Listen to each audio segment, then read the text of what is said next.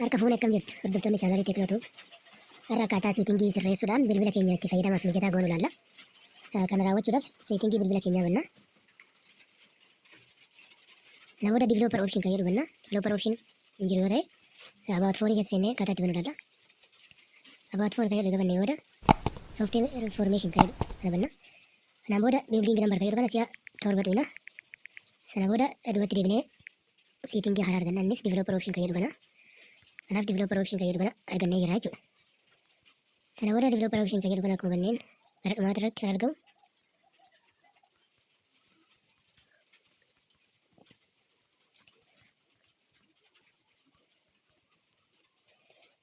force allowed externally kan jedhu kana on irra goona.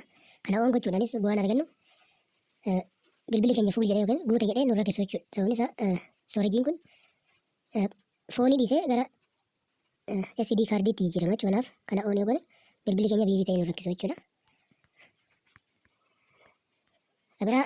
Kaameraa bilbila keenya bannaa.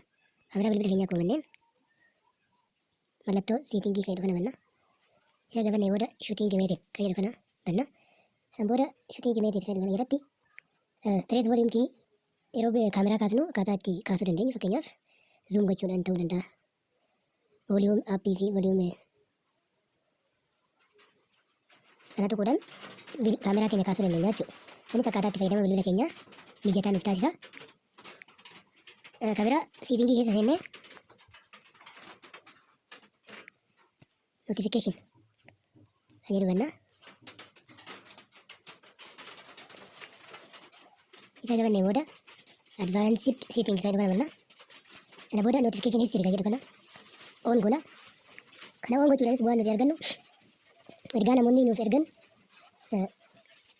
telegiraamaa ta'uu immoo haa ta'u nuuf erganii yoo yaada isaanii jijjiiranii isa duraa haqanii kaameraa nuuf ergan ergaa dura nu ergan sana argachuu dandeenya jechuudha.